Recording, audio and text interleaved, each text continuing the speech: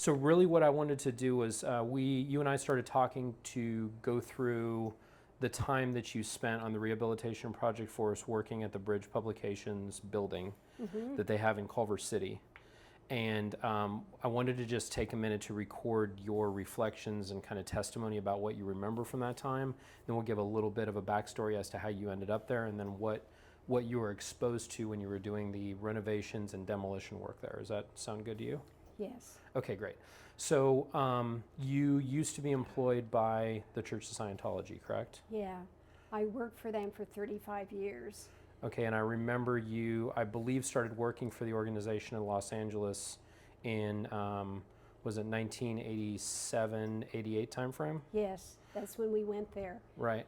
And when you originally went and when you went through their initial training, you were, your job or your posting as they refer to it, you were working for the marketing executive, Ronnie Miscavige at the time. Yes, he was my boss. And you worked for him for approximately 10 years, give or take a little bit, until the late 90s? Yeah, it was like probably 1998-ish. Okay, and then you were removed from that position, and then you were assigned to another position in Golden Era Productions, which was basically a kind of a reduction in your rank or status in the organization. Yes. Was the reason you were removed from that organization due to interactions that Ronnie Miscavige had with you? Yeah, it was because he was making sexual advances toward me on the job for years. And then finally, Religious Technology Center found out about it. I guess he must have, in one of his interrogations that they were doing on him, because he wasn't doing well or something. I don't even know how, because I didn't report it. That's how they found out.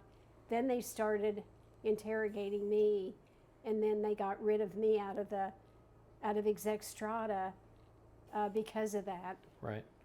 And so were you treated as though you had done something wrong at that time and were punished for his actions and advances toward you? Yeah, during that time I was punished really bad. I had to do heavy messed work, and I couldn't go back to where I normally lived. I had to stay on the base, sort of like a prisoner is where I was living, in real bad conditions, and it was very degrading. I got you. I'm sorry you had to go through that. Yeah.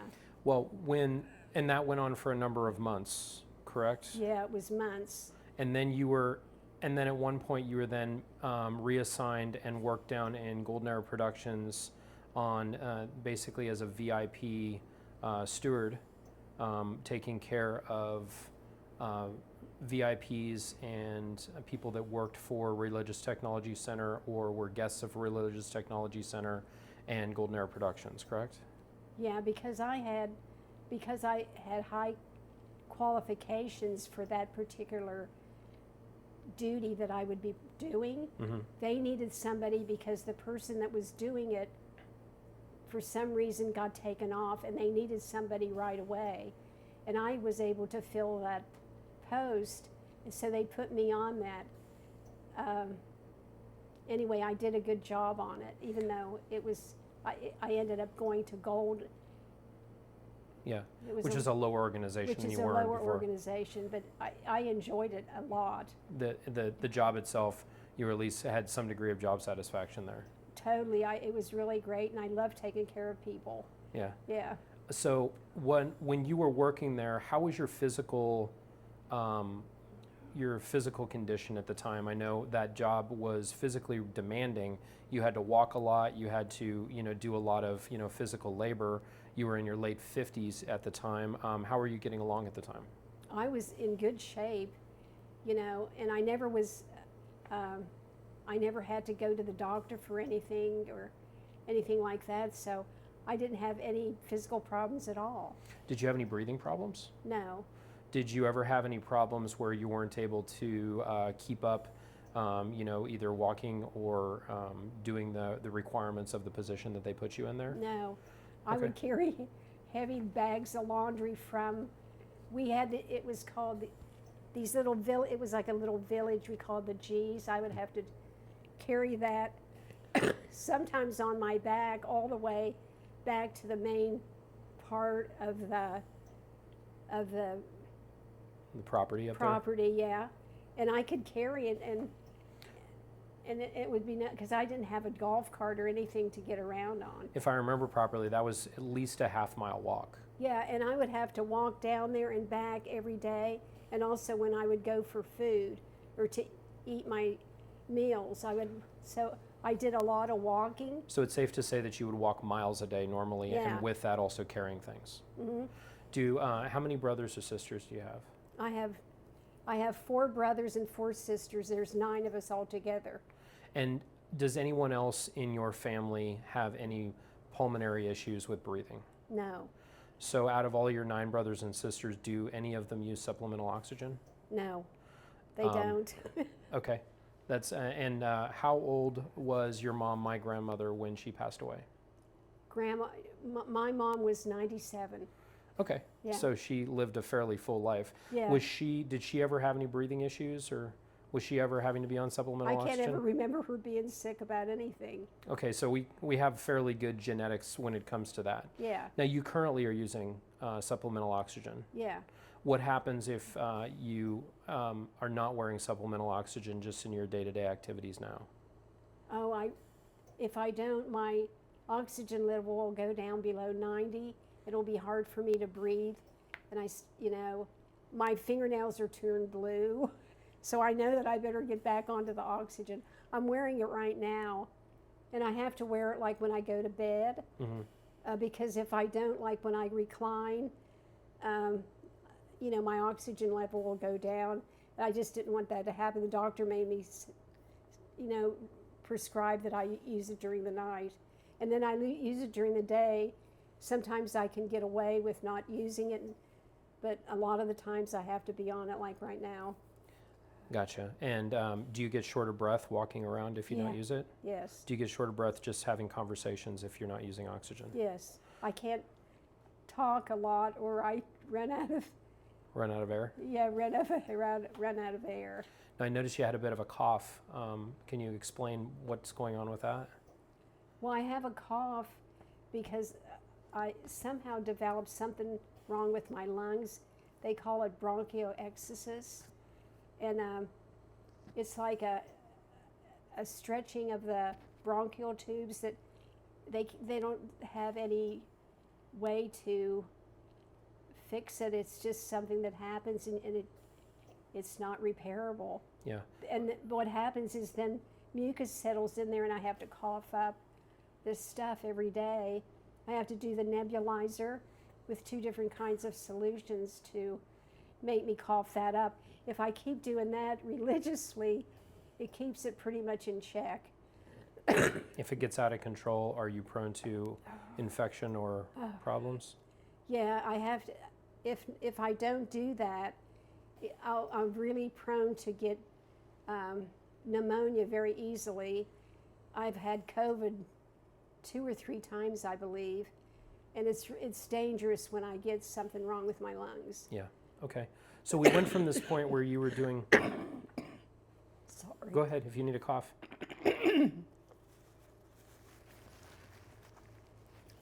You all right? When I talk, I have to cough up stuff, just the talking and stuff. Or if I get excited, it'll make that stuff come up. And Right. I'm not pretending this. It really does happen. Oh, I know. It goes on all the time when I. So every day you're having to carry around cloths in order to I can't spit up go- stuff, Yeah, no matter what, no matter where you are. I know. and like when I talk to you on the phone, I'm always coughing and stuff. Anyway. Well, you went from a point where you were describing that you were fairly healthy and able to, get along without really anything in your late 50s. And then by the time you were in your 60s, that had changed quite considerably. Right. So you worked in this position at Golden Era Productions where you were a housekeeper and a steward down at this villas unit, the G's, for 4 or 5 years. And then in Yes. 2004, you were basically got back into trouble with the organization, Yeah. and you were sent out to a property and then ultimately sent to the Rehabilitation Project Force. Yeah, and that was located in LA, which was, I don't know how many miles you would say away from where I was located at that time. Yeah. But it was at a different location, but it was down in downtown Los Angeles. And what was the reason you were sent to the Rehabilitation Project Force? From my understanding, is kind of a thought reconditioning program where the members that are sent to it are supposed to repent from transgressions and things that they've done wrong and crimes of the organization. What was the reason you were sent to it?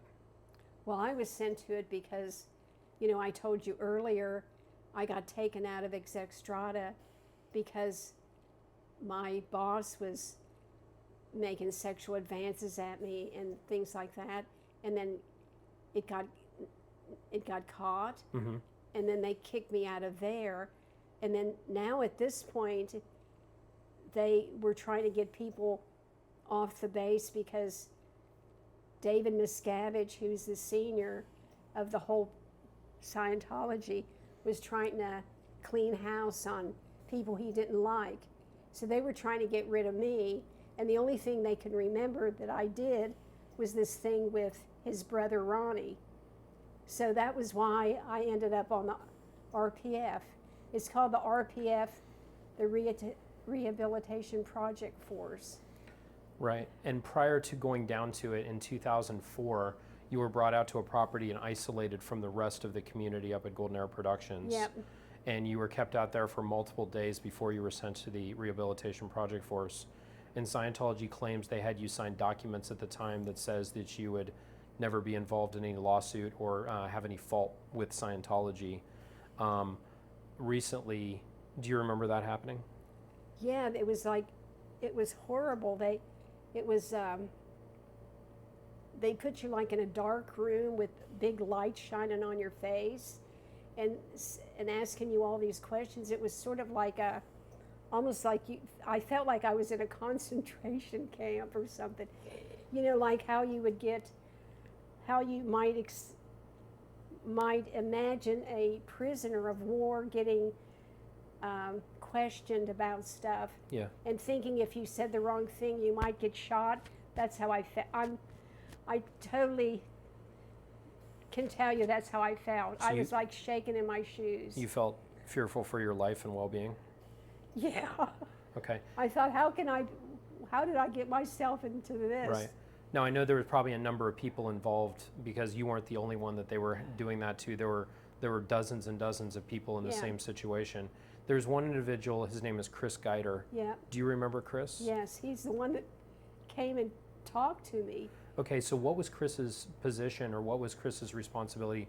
You said he came and talked to you. He was one of the people that were involved in this interrogation and getting you to sign documents?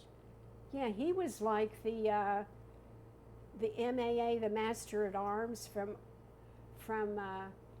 I guess he was from RTC at the time. He's either RTC or Gold, but I think he was RTC working or for Gold. security. Yeah, or security. I'm not sure where he was because he would hop around. You never knew. But he was like, when he would show up, you'd think, oh my God, Now, because- Chris is a former rugby player from Yeah. Australia before he came in. And was he an intimidating personality toward you? Yeah. Well, Very intimidating because he's like real good shape, and then he's staring at you. It was very intimidating. Like I said, I felt like I was in a concentration camp kind of environment. Like that's how you felt. yeah, Like you felt like you couldn't get out. right.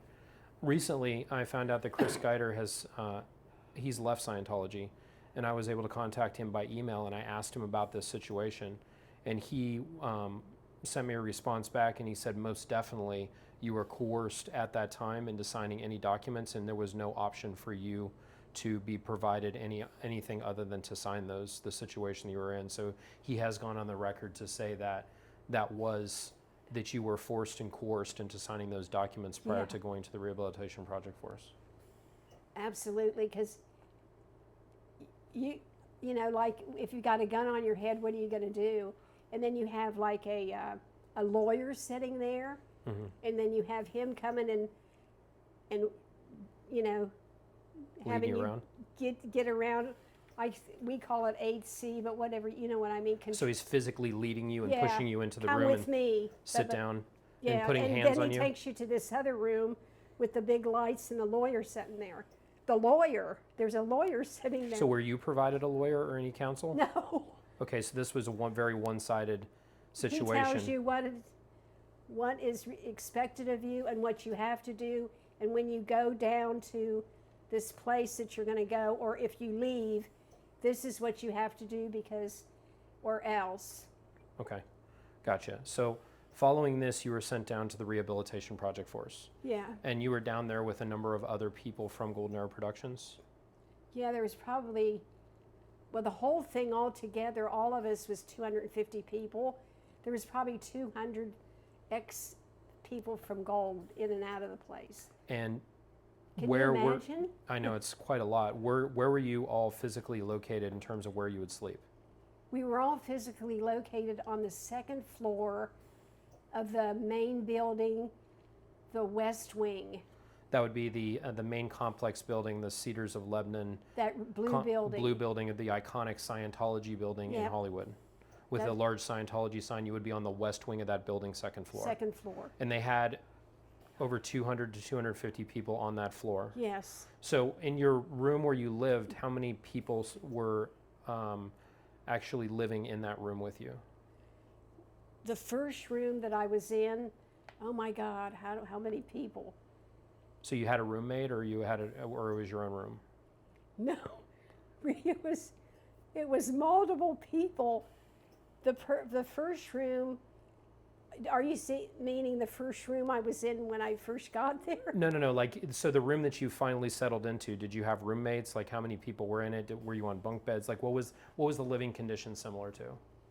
Similar to. Like, kind of describe it to me. Okay, so I don't know. I'm not very good at how big something is, but if you had a room that was. This is about 10 by 10 in here. Yeah, and the wall would only come this far, and you have two bunks on either side. You could barely walk through, so you would have two, bunks three up, 1, 2, 3, 4, 5, 6, 9. So you'd have 10, as many 11, as 12, 15 people in a space like this. Okay. I'm not making it up. This is a 10 by 10 room. Yeah. Okay. A bunch of women, 3 racks, 3 up. Did you have lockers to keep your things in? We'd have a little locker, maybe about, this big. Okay. And then you'd fold up your underwear and socks and T-shirt, and then roll up maybe you'd have a couple pair of pants, old black chunky pants. That was all you had. So the clothing that you had consisted of a couple pairs of pants. Did you wear Maybe shoes or work boots? Yeah, I happened to have those, those work boots that they issued me when I first came on the EPF, when I first joined Scientology. They're black tactical boots. Those I still had them, thank God, because I didn't have any tennis shoes or anything that I could wear that was appropriate, because you're doing, you're running through things that you need boots for. I don't know what you. Okay, so you had a pair of boots. You had a couple pairs of pants. A couple pairs of old black, sort of like blue jeans, but they're black. Yeah. Of course, stained with everybody else's paint and everything all over. And they were they new or secondhand? All of my stuff was secondhand from somebody that had left before me.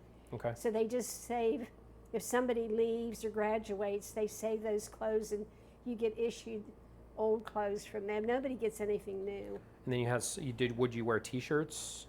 The T-shirts were like a T-shirt, like just a regular T-shirt, but we were wearing black pants and gray T-shirts because we were RPF.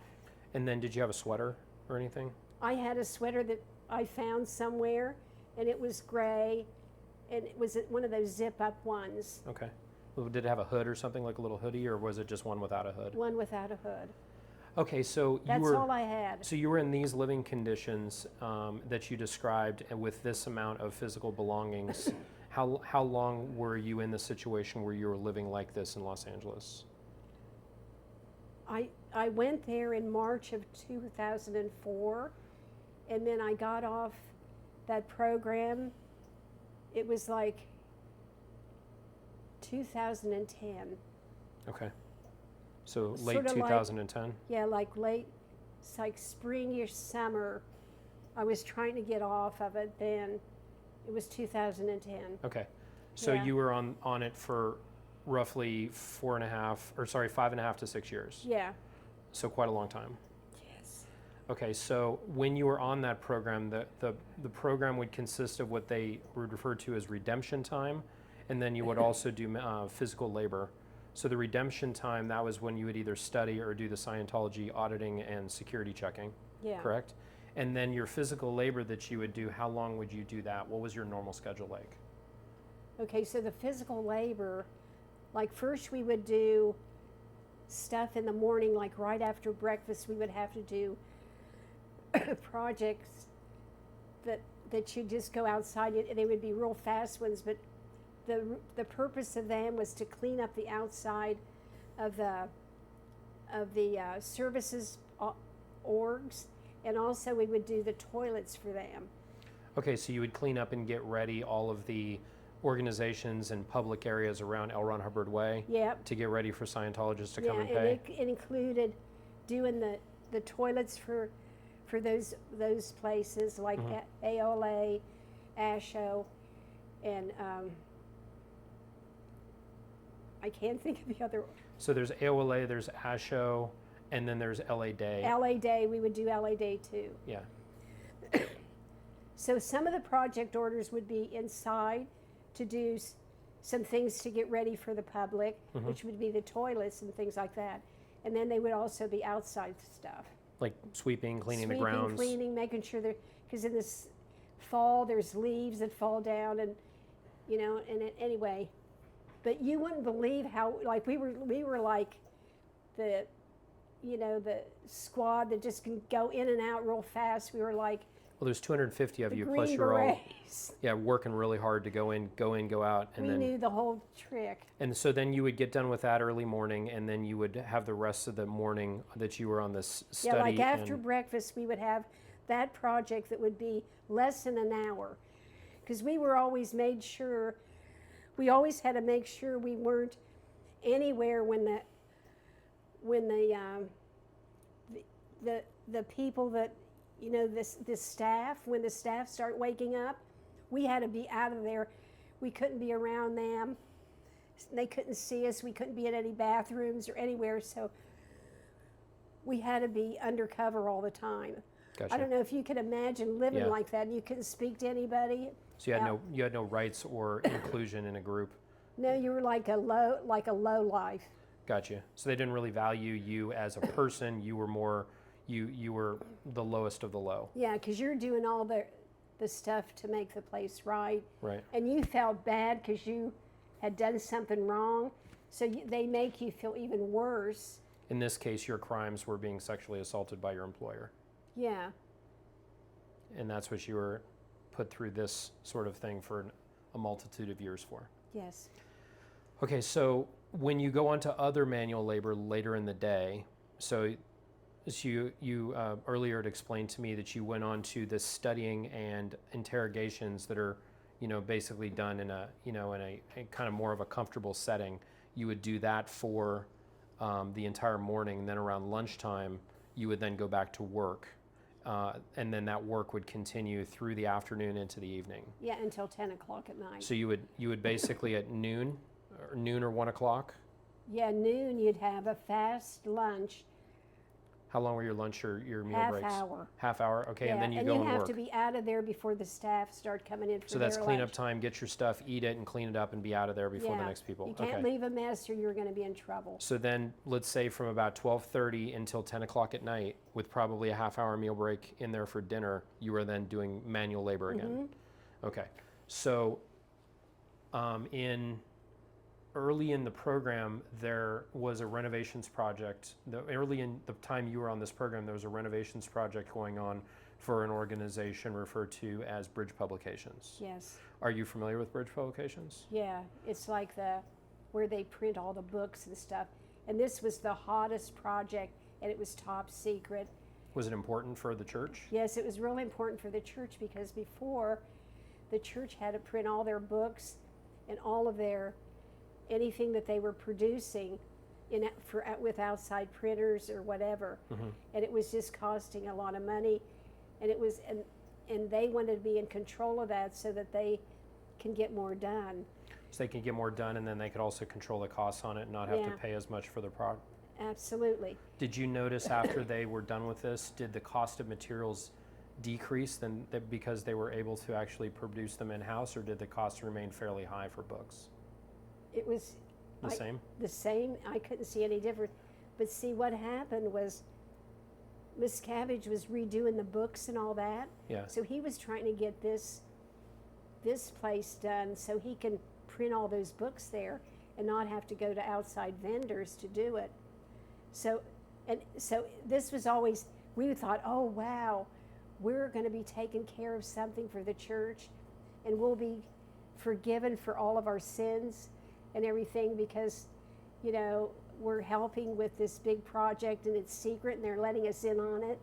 We thought we were really important, you know what I mean? Right. So of course we wanted to do whatever it took to do all this. To hopefully get back in the good graces of Scientology, so you would not be in this situation where you're, you know, basically a lowlife in the organization anymore.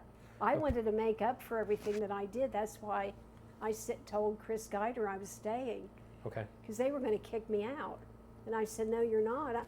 I'm going to stay here and make up for what I did. Because they had you convinced that what you did was so terribly bad that you had to make up for it? Yeah. Okay. I get that. How do you, looking back on that now, how do you feel about the mindset that you were in at the time? I was like, I would do anything anybody told me, and I was like, I was thinking that L. Ron Hubbard was going to help me, and if I just stick with it, he would pull me through. And do you think now, do you still feel like you should have been sent to the RPF now that you've had a chance to leave Scientology? Do you feel that being sent to that program was something that you deserved? I don't think that it was. If I had to do it over again, I should have left. Yeah. That would have been the best thing to do. Do you think it was it an injustice for them to punish you for the fact that you were victimized by your employer? I think so, because I didn't do anything to get him to do that to me. I didn't want to have anything to do with him. Right. And he kept doing that to me. So it's safe to assume that you were very much being manipulated into how you felt at the time, and it's not something, now that you've had a chance to come out of it, looking back on that, it's not something that you would allow to happen to yourself, given what you know now about them. Absolutely. I would never redo it again or rewalk my steps the same way. It was like one of the biggest mistakes I ever made in my life. They gave me the opportunity to leave and I didn't leave. I can't believe I did that. Yeah. So.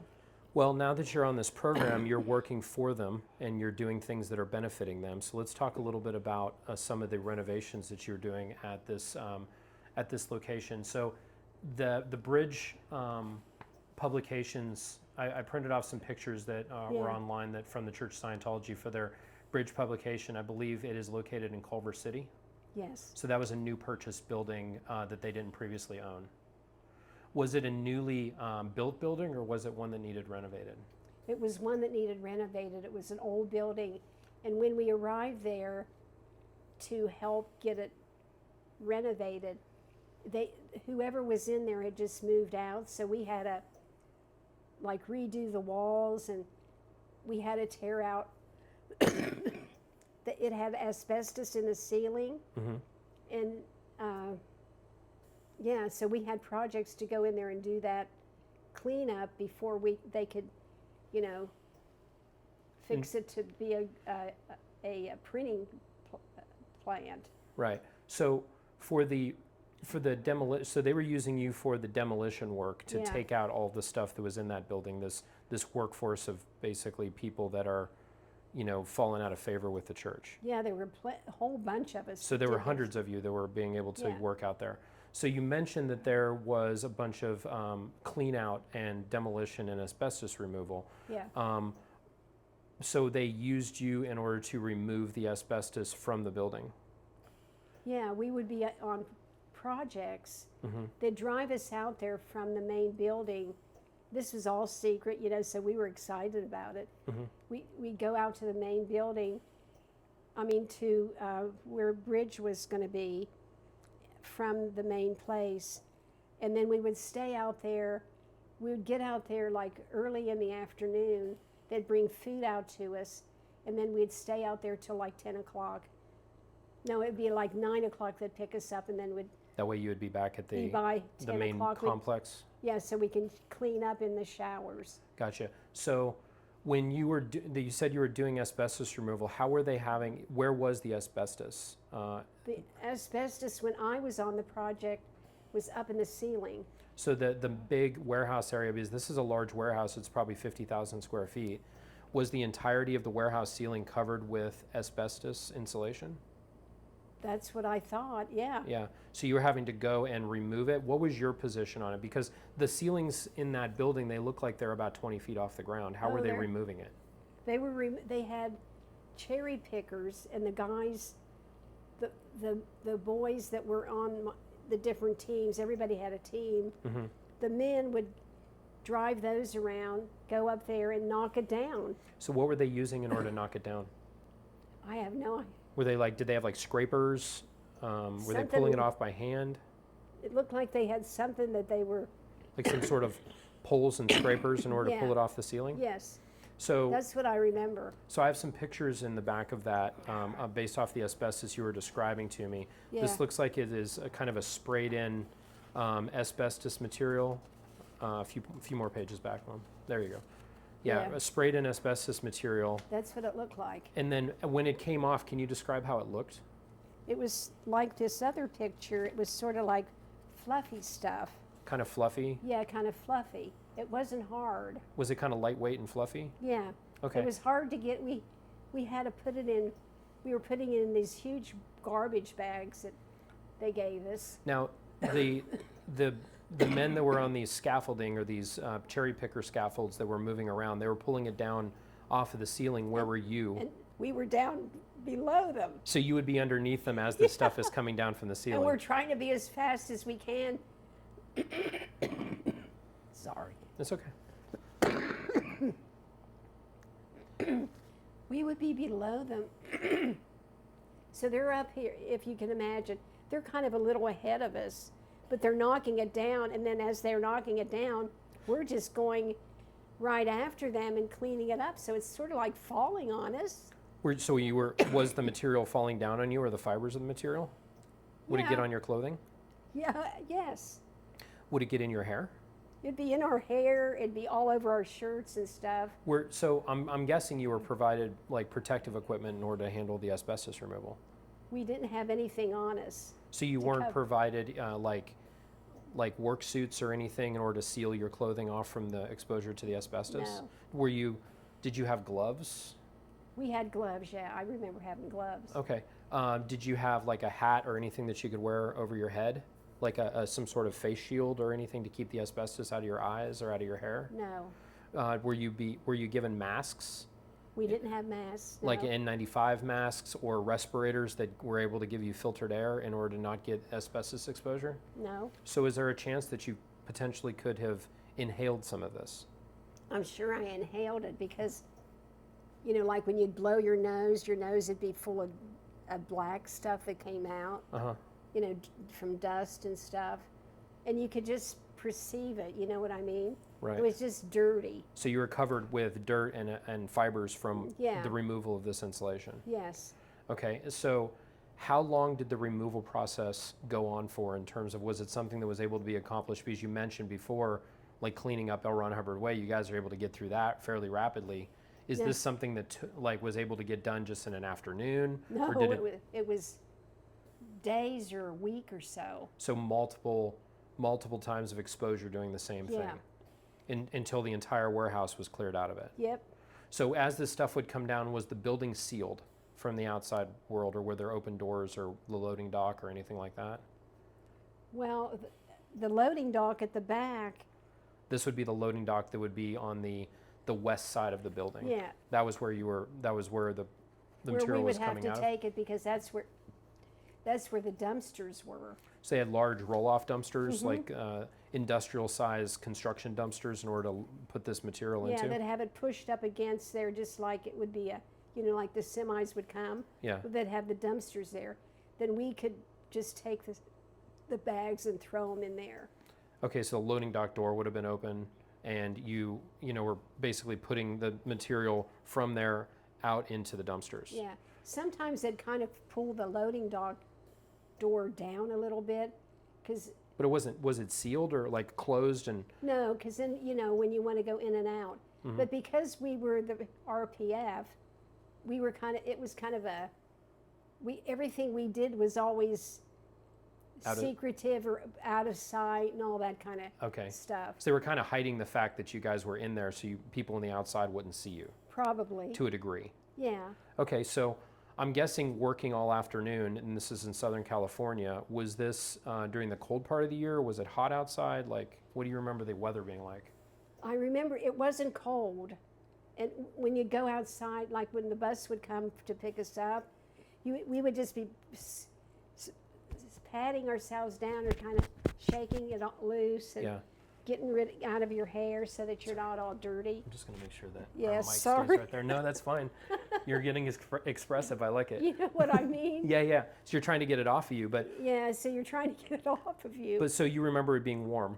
So I'm guessing you were at least provided like liquid for hydration, like cups of water or like igloo things full of water or something like that where you could drink water while you were working? Yeah, because you couldn't go and buy water like everybody else was. So they would bring us some water in just those igloo things. Where would you drink the water? Would you be inside the building when you were drinking it, or would you have to go outside? They'd have it just sort of like up over there by I guess it was by the loading dock door? The loading dock where you were throwing all the asbestos stuff out? was, yeah. So you were drinking it out of open cups, or did you have an enclosed cup? Like an open cup. Okay, so, and would you use the same cup over and over again?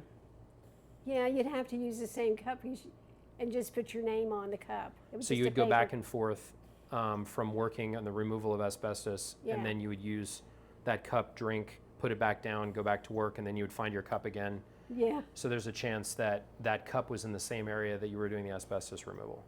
I think so, yes. So would you take meals out at that warehouse as well during the time that this work was being done? Yeah, they would bring us out dinner, like in pans from the galley.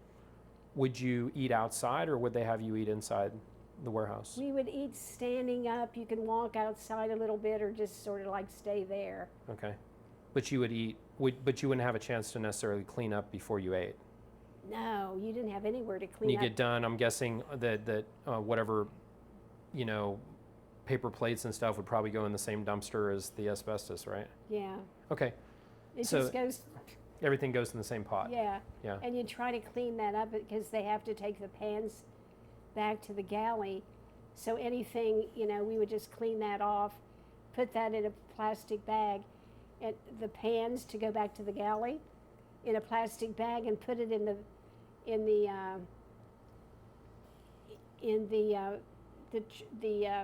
bus that came and picked us up. They brought this great big bus. There were so many of us. It was one of those big buses. Mm-hmm. Gotcha. And then you mentioned you would be sweeping up all of the asbestos fibers and everything, putting them in the bags. Yeah. Were all of the tools and everything provided for you and kept out at the warehouse, or was this stuff that you had to bring from the main complex building? Like, did you bring your own tools? Were there tools provided? Did they stay with it? Were they disposed of? Like, what happened with the tools? Well, the tools were from the main, from maintenance or grounds, whatever. At the main complex in Hollywood? Hollywood? At the main complex. And we would, like the IC, the Bosun and everything, they would put all that stuff on the bus, and we would haul it out there every day. So you're using the same tools and you bring them back and forth? Yeah. And sometimes we would leave some things because if they knew we were going to come back the next day, we didn't have to haul it back and forth. But ultimately you were using, stuff from the main building. Push brooms and dustpans and things from the main building, and then after that project was complete, is it safe to say that they probably went back to the main building? I would say so. They never throw away anything. Okay. Now let's just kind of talk a little bit about cleaning up. As you mentioned, you're working the entire day, and then you finally get back prior to 10 o'clock, and then you're living on the second floor, and you're going to go for a shower. What does that process look like to try to get cleaned up? Like, where is the shower? What does it take for you to get cleaned up? You already mentioned the limited amount of clothing you had, so just walk me through what are you able to change? You know, so where, first of all, where are your showers located? Okay, so we're located on the second floor of that building. Where you slept? Where I slept, and Okay. all of us were on the west wing, stuffed in those rooms. I don't know, lots of rooms. Mm-hmm. It took up most of the west wing, but anyway, then to go to shower, you had to go to the 7th floor, and you couldn't use the elevators. So you're going up multiple flights of steps Yep. in order to get up to the top, and you're in your late 50s and or around 60 at this point, and going up multiple flights of steps in order to get cleaned up. How many showers are available for what you talked about was probably 200 people in order to get cleaned up with? well, on that, they start letting us use the shower. That was the showers on the 7th floor, but each unit was assigned to, you know, like my unit had to go to the 7th floor. Like some people might have been able to go to the 6th floor, Okay. just because there were so many people. The 6th floor showers had more stalls in it for the men and the women, which was 1, 2, 3, maybe about 8 in each one. Whereas the ones on the 7th floor only had four showers for the women, and for the men it only had 3.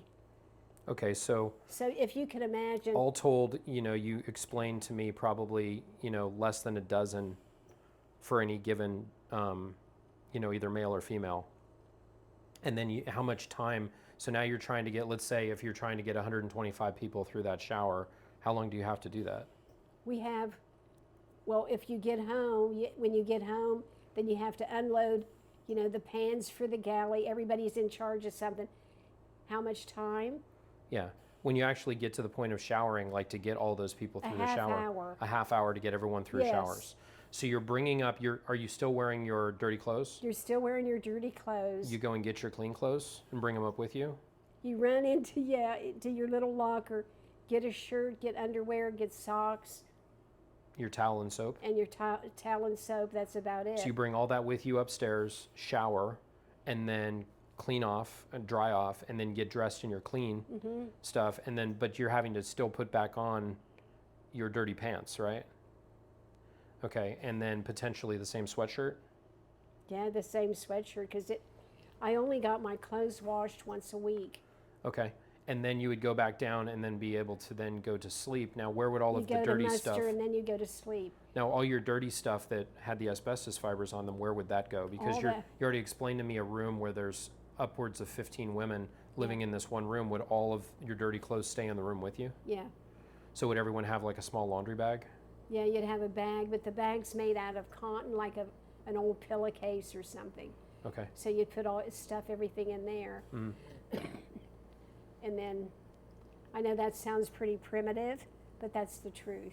Well, you were just not only, you know, you were living in and around these fibers again, you were bringing them into the room. I didn't You were then bringing them in the bed with you. You were Yeah. bringing, like, and so were the 14 other roommates that you had. Everyone's bringing that same Yeah. contaminant into that room with them. Right. And then even if you launder your clothes, it's still on all of your things, and you're living in that room. How long did you live in that room following this renovation period that you did? You mean after that? Yeah, so if I that was lived there, I just stayed for in- years? Yeah, for years. Okay. So quite a That long was time. the last room that because after my first initial time when I first got there, then when you were saying when I was doing the renovations for that, I kind of stayed in that same room for the whole time. Gotcha. So I was in that, and that was the room with 15 women in a room like this. Got it. And at the time that you were doing all of this renovations, did you understand the negative effects or dangers of asbestos exposure? I didn't. Was it ever I would have been explained? freaked out. Was it ever explained to you how dangerous asbestos was? No. But the only thing that happened during that time is I got this big cyst on the back of my head. And then luckily I was able to get out of that project for a while. For when you say a while, how long would that be? Like days or weeks or forever? It was like they were still working on it, but I had to go to the hospital and they lanced that. And it was this big sore that they cut out. And so they had it was like an open wound. Mm-hmm. So I couldn't, the RPF medical officer who didn't know anything about anything, she had to dress it, from the inside out. And so they didn't let me, I was actually feeling sick then. So when you say you were feeling sick, like you were like experiencing breathing problems? Yeah, and just not feeling good. Lethargic, out of Yeah. energy? Yeah. Okay, and then you also had this infection on your head, but Mhm. this is after you had already been exposed to that environment and And I had been working there for a while. And what would a while be? Days or weeks? probably a couple of weeks. Okay. And then I was complaining about this thing on my head, and they finally let me go, took me to the hospital. To the hospital. Well, they took you to the LA Community Yeah. Hospital. Because it's free. Because it's free, yeah. Okay, and then once that was done, then was the RPF used after the demolition work in any other capacity that you remember out there at Bridge? Like, did you continue working out there Yeah. following that? Well, we kept cleaning. It was always cleaning. I don't know how the place always was dusty. Well, it was a warehouse. Yeah. Warehouses are dusty, so And especially, if you didn't remove all of the asbestos properly, it's going to continue to shed and have Yeah. So it seems like every day we would get more and more stuff, and it would be like a film of fine dust all over the floor. It was just, it was like powder. Do you know what I mean? Yeah, I do. And there was this thing about cleanliness. I don't know where they got it from. Like, it has to be clean. It was like almost like a white glove thing. They acted like this building was going to be some sacred. Do you understand what I mean? I do. I've experienced similar things in Yeah, Scientology. Whatever project's important to David Miscavige, everyone obsesses about. So, and of course he was probably getting reports every day. Yeah. So, and then if anybody went and inspected it or whatever, so we had to keep it like almost immaculate to the point where we were cleaning outside even. Like if there was any bird poop on the outside of the building or anything.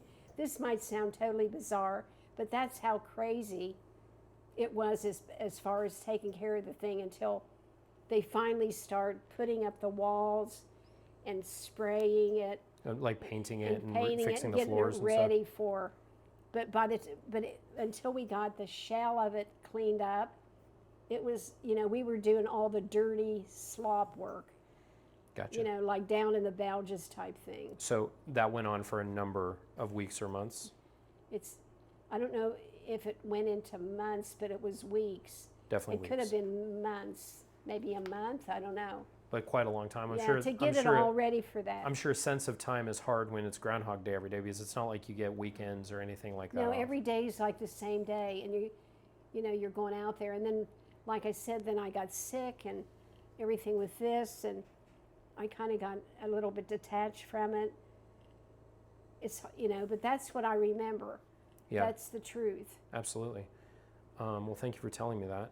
Yeah, it was crazy. Now, you mentioned you were starting to get sick. I'm guessing after they took care of the boil or whatever, the cyst on your head, did you start feeling better at a certain point after that when that was taken care of? Or did you think your health started to become problematic following that and just kind of continue being Like, because I know you kind of explained Yeah. how you were before you went on that program, like you were in very good health. Well, you came out of the program, you were not in good health. You know, No. you needed, cardiac surgery. You were having problems with, you were diagnosed with bronchiectasis not too long after that. You were having all sorts of issues. Did these issues start when you were on the Rehabilitation Project Force? Yeah, they started when I was on there. So Were you how much were you compensated for the work that you're doing? You explained pretty much doing 8 to 9 hours a day, 7 days a week for a period of as much as a month or more. How much were you being compensated monetarily for your work that you were doing? the money that we got, I can't even remember. Sometimes we would get paid and sometimes we wouldn't. I think it was sort of like $15 $15 a day? a week. A week. Okay. I wasn't even thinking about, this is such a crazy thing to say, Mike, but I can't remember exactly. But you know what I do remember? I remember not having any money to like buy soap. We got permission to go to the canteen to buy soap. And that's the little internal store inside of that building that Scientology owns. Yeah, like a little store inside the building because we couldn't go to the store or anything. But I remember I'd had to buy shampoo and soap, and their prices are always high. And I remember looking for, when I would go to the laundromat, when I had to clean that laundromat underneath the washing machines and the dryers, people would drop their money, because you have to put money into the machines to make them work. Yeah. So I would collect, I'd find a quarter, or I was always finding money on the street. And Just change, right? Yeah, it would just be loose change. But that's how I kind of survived, because I didn't have any money. I'm not sure. I guess because we didn't get paid. Yeah. And I'm not sure exactly how much I was supposed to get paid. Isn't that stupid? But at the time I was thinking, God, I have to make this right. Because you think you're beholding to L. Ron Hubbard or whatever about David something that you Miscavige did and his wrong, cult and beliefs. David Miscavige, that I was feeling like I had to make things right for something that I did wrong.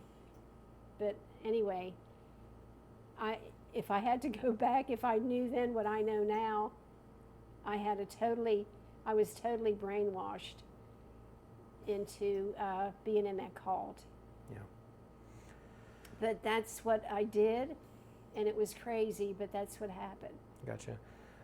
Anything else that you'd like to add or that came to mind as you were kind of looking through some of those photos and things about that location or Bridge Publications or that work out there? I know we've already covered quite a bit, so if that's all you have, that's completely fine, Mom.